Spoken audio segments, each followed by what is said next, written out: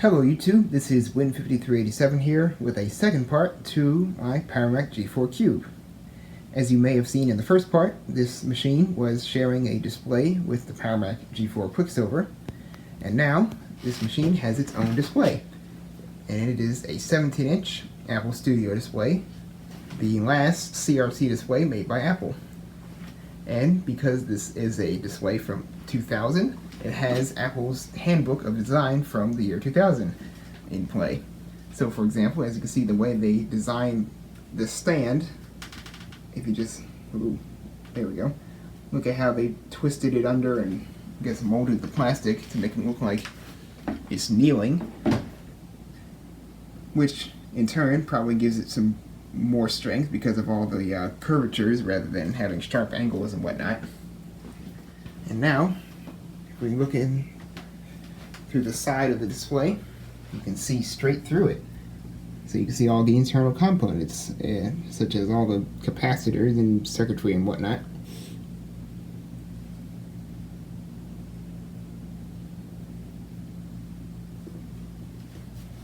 We'll just go to the other side here.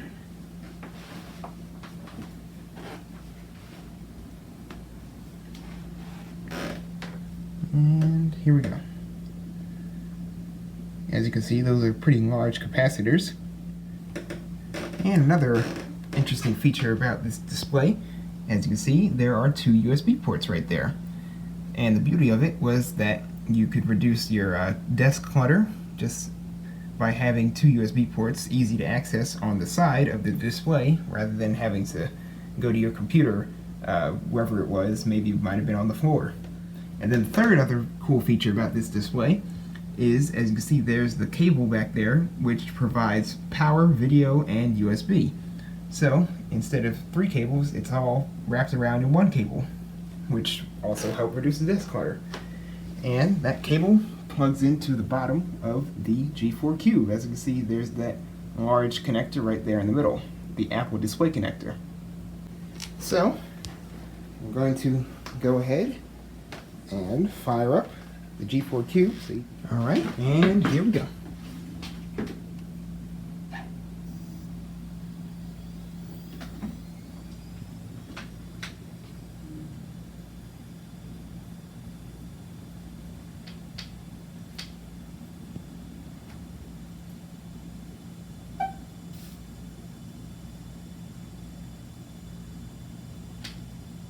There it is.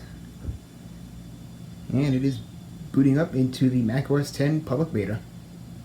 Very, very fast. If you're wondering whether that smudge on the screen, I'm not sure what that is. It's probably a result of this thing possibly having been taken apart in its lifetime, and probably somebody, I don't know. It works. That's all that matters.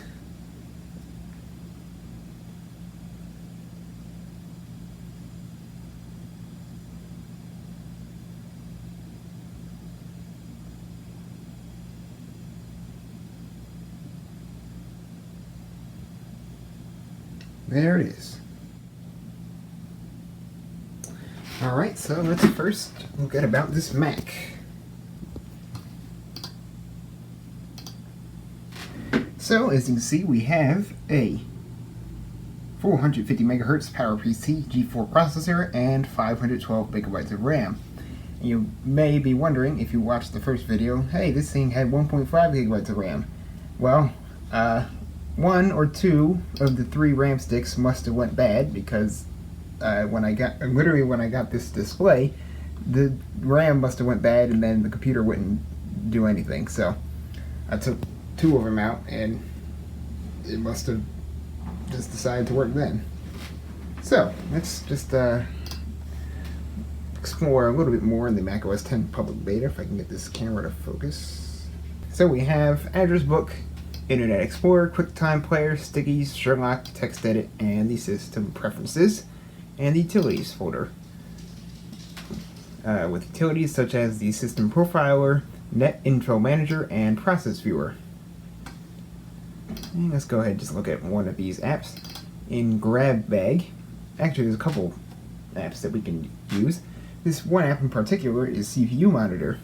And at the time, I guess, so that Apple could kind of flex on Windows and Pentium processors, they get this app in macOS 10 that lets you basically see how much your processor is doing, I guess, using these little graphics right here. So this is the standard window. I can also get in to this more advanced stuff with the, I guess, like a log kind of showing how much stuff your processor is doing. So this is 450 megahertz G4. Let's just open up a few apps and we'll see what the CPU monitor tells us. So this is one app called Sketch, and it's kind of what it sounds like. It's a little sketch page, I guess, and you can just draw a couple of shapes in here. Let me just move this over so you can see the window. So let's just draw a couple squares and whatnot. Not very artistic. And we can maybe make this a face or something. I might be accidentally drawing SpongeBob, who knows.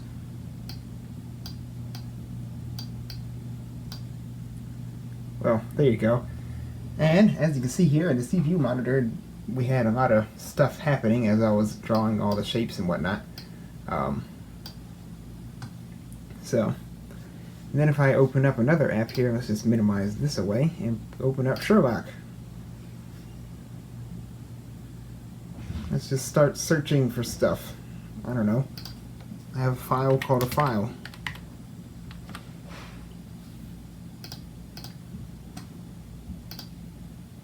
I think. Yeah, there it is. And as you can see, there's a bunch of different colors and whatnot. It shows how much, I guess, how much the processor is doing. Well, I guess you get the idea.